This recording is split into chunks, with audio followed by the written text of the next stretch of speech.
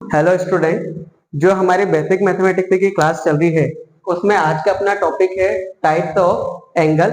Angle के type हमने कल कुछ पढ़े थे, वो एक बार मैं आपको रिकॉल करवा देता हूँ। जो फर्स्ट टाइप जो हमने पढ़ा था वो था एक्यूट एंगल। एक्यूट एंगल मैंने कल भी आपको बताया था। एक्यूट एंगल क्या होते हैं? जो एंगल लेस देन 90 डिग्री होते हैं, लेस देन 90 डिग्री, और ये एंगल इस टाइप से बनते हैं। जैसे सपोज ये एंगल 60 डिग्री का है तो ये एक एक्यूट एंगल है।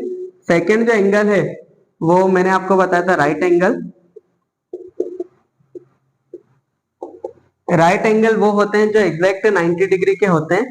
एग्जैक्ट 90 डिग्री के जो एंगल होते हैं उसमें एक स्ट्रेट लाइन होती है और एंगल इस टाइप से बनता है, 90 डिग्री का एंगल बनता है यहाँ पे। थर्ड वन जो था वो था ऑब्ट्यूस एंगल। ऑब्ट्यूस एंगल जो होते हैं वो मोर देन 90 डिग्री होते हैं, more than 90 degree and less than 180 degree. Less than 180 degree होते हैं। ये एंगल इस टाइप से होते हैं। सपोज ये एंगल 120 डिग्री का इस टाइप से एंगल बनते हैं।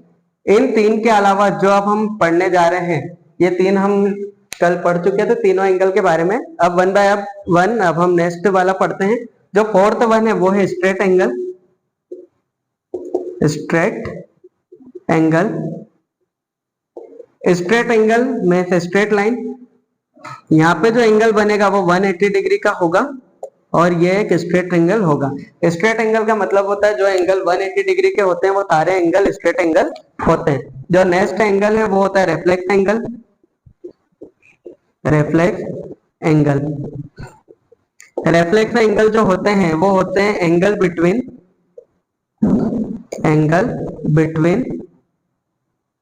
180 डिग्री टू 360 डिग्री।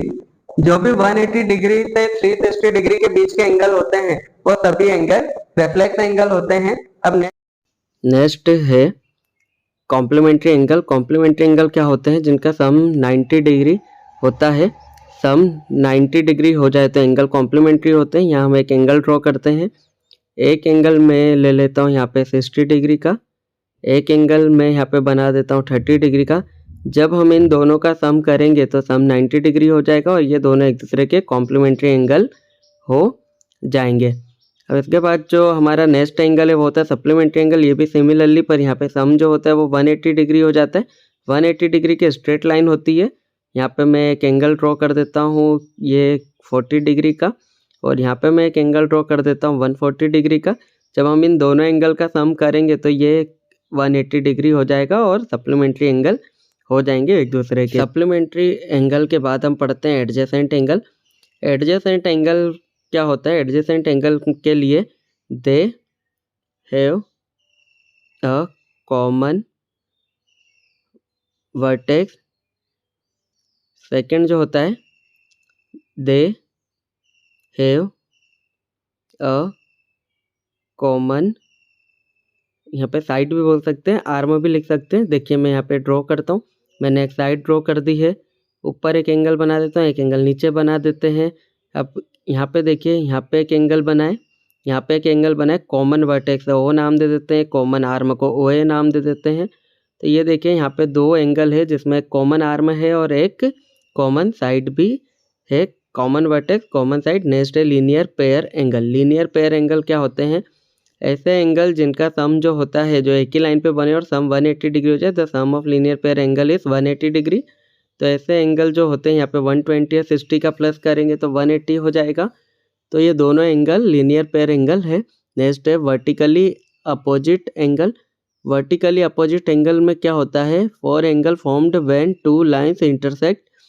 यहाँ पे देखिए दो लाइन ने इंटरसेक्ट किया तो 1 2 3 4 एंगल बन गए हैं। तो यहाँ पे 3 और 1 एक दूसरे के वर्टिकली अपोजिट है, तो वर्टिकली अपोजिट एंगल इक्वल भी होते हैं। और ऐसे ही यहाँ पे 2 और 4 भी इक्वल होकर वर्टिकली अपोजिट एंगल हो जाएंगे। अब जो नेक्स्ट है हमारा, नेक्स्ट जो है वो है angle made by transversal. Transversal, जब भी दो कोप्लानर लाइन को एक लाइन इंटरसेक्ट करती है तो वहाँ पर 8 एंगल बनते हैं। 1 देखिए 1 2 3 4 5 6 7 8। यहाँ पे एक्सटीरियर एंगल भी होते हैं और इंटीरियर एंगल भी होते हैं। तो वन बाय वन हम देखें यहाँ पे एक एक करके एंगल पढ़ते जाते हैं।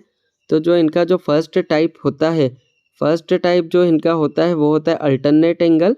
अल्टरनेट एंगल में क्या होता है कि जब भी देखिए यहाँ पे 1, 3 और 6, यहाँ पे इसको पहचानने का एक और तरीका बताता हूँ मैं। यहाँ पे जो है वो जेड जैसा डायग्राम बनता है। जेड पे बनने वाले जितने भी एंगल होते हैं वो अल्टरनेट एंगल हो जाते हैं।